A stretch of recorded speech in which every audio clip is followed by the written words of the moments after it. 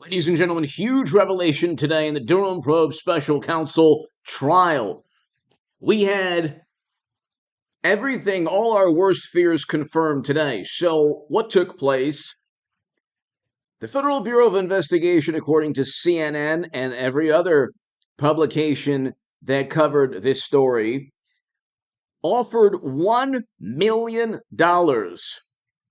to verify a dossier purchased by Clinton and the DNC.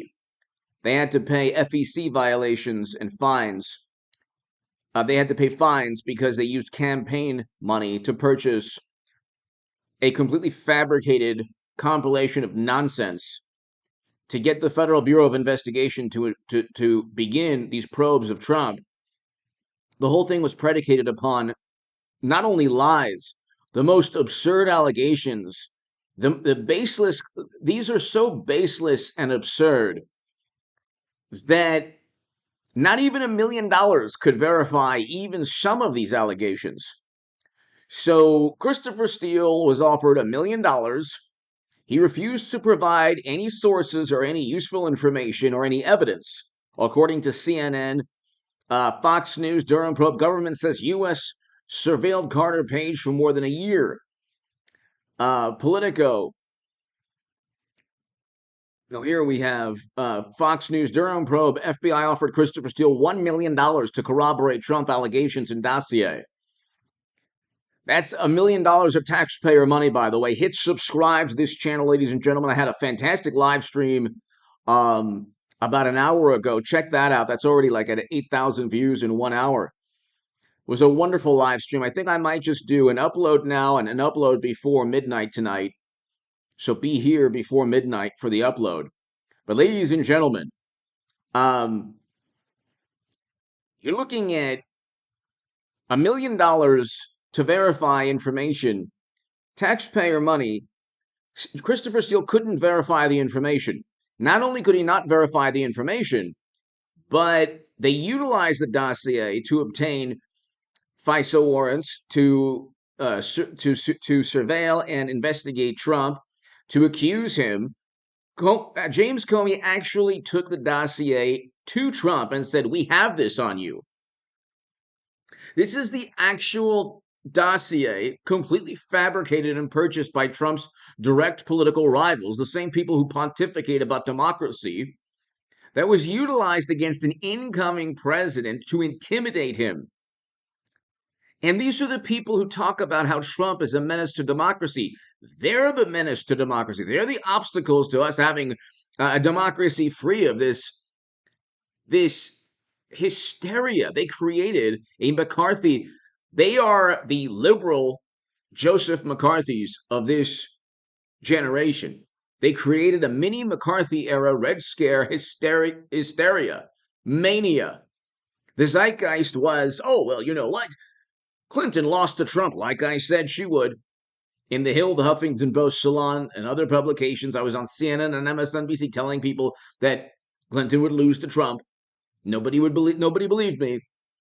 And we had record low poverty, record low in poverty. We now have poverty at close to 15%. And Trump miserably failed foreign policy, reversed that. I mean, Trump was a fantastic president. We had a great economy. We had a great foreign policy. We are now on the brink of possible annihilation. We're talking about the entire planet because of what's taking place in Europe, and hundreds of thousands of layoffs on the horizon, unfortunately, because Democrats are very poor, very bad. They fail miserably at governing. So we have a stock market crashing, inflation surging. We have GDP shrinking, interest rates going up, and it's all because the smartest people in the room said shut down economic activity 2 years ago, which we didn't have to do. And Trump was against that, but every time he's against something, Democrats are for it, and vice versa. If Trump says something like, breathe air and drink water and eat food, Democrats would say, no, experts say that's not right. But hit subscribe to this channel, to my new Patreons, ladies and gentlemen. Thank you so very, very much. I see you, and I thank you, and I appreciate your support. I can't do this without you, ladies and gentlemen. I'm completely independent, and I didn't, join a conglomerate or a 4 million sub monstrosity that gets $20 million in venture capital funding back in the day. I didn't join that when I was on the left, and I'm not a part of any big network. We're going to zoom past 200,000 subscribers and hit subscribes because of you. Subscribe to H.A. Goodman's other channel and the Stock Market Crash channel. I'll be doing a lot more segments on those two. And check out the live stream before this one. It was fantastic. But the Steele dossier is going to be coupled with impeachment on the horizon. We're going to have a Trump Republican House of Representatives to impeach mashed potato brains Joe. That's on the horizon. We'll have very likely a Trump Republican Senate. The Senate's going the way of the Republican Party. Trump Republican Party. And they talk about, well, you lost, Trump lost Arizona and he lost Georgia, the Senate seats there. And it's like, well, you Republicans for 4 years investigate a Republican president. The Republican Party got everything it deserved in terms of losses. Now the pendulum has swung. Trump has completely not only revitalized, but he's completely dominated. It's his political party now. He's like a force of nature, the man. Is he perfect? No. Does he have a better grasp of perfection, let's just say, than mashed potato brains Joe and Hunter and Hillary and Bill? Oh, definitely. Is he a nicer human being than Joe? Much, much nicer. Much better grasp of morality. Much better grasp. We had record low unemployment with inflation at around 2% with Trump and a record low in poverty. And we had less atrocities taking place in the southern geographic region of our country, and we didn't get involved with never-ending counterinsurgency conflicts with Trump. In fact, he brought us out of those miserably failed foreign policy catastrophes the Bush, Cheney, and Rumsfeld people got us into. Those people are now in the Democratic Party. Fact. That's a fact, ladies and gentlemen. The same liberals who were against Bush, Cheney, and Rumsfeld are hypocrites, the biggest hypocrites on the planet. They vote Democrat only because they're born into this planet, into this world to vote there. They vote blue no matter who. They were only against Bush, Cheney, and Rumsfeld because there was an R next to their name. If Bush, Cheney, and Rumsfeld happened to be President Obama, Bill Clinton, Hillary, or Joe, they would be fine with what took place 20 years ago with the failed, never-ending counterinsurgency conflicts. We owe the men and women of this country who fought in these counterinsurgency wars, we owe them better. We owe them an endless debt of gratitude. We shouldn't be taking their courage and honor and sacrifice, and we shouldn't be taking their lives and utilizing the heroism and everything that these people in the United States military and armed forces do for us, and sending them off to counterinsurgency conflicts that cannot be won. You see what's taking place in Europe right now. It can't be truly won. Okay? One side's going to last longer than the other. There's not going to be a true victory. It'll be a negotiated solution eventually. You could have had a negotiated solution before the hostilities took place. Our wonderful alliance, and mainly mashed potato brains Joe and Democrats, didn't want that. But we owe our country, we owe the men and women who fight for us a lot better.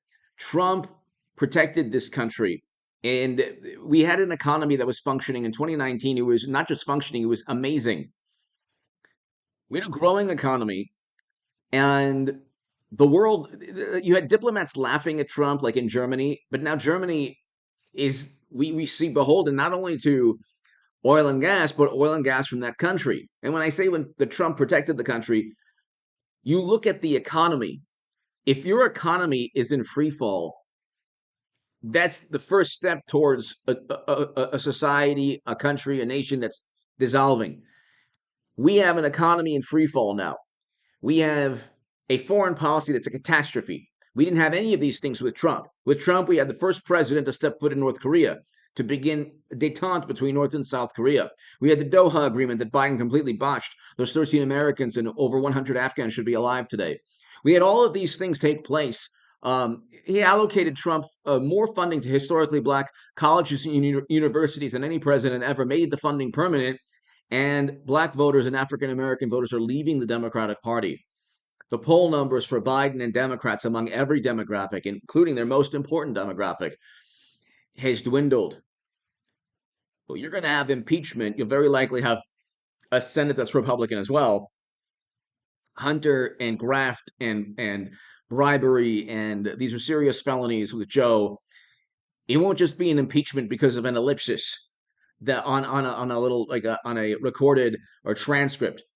It'll be actual, like, you could talk felonies. You could read the New York Post and it's all there. And CBS News, 150 suspicious financial transactions. Anyway, hit subscribe to this channel right now. I will do an upload, another upload before midnight p.m., midnight a.m. Pacific time. Thank you so very, very much. To my new Patreons, thank you so much. I can't thank you enough.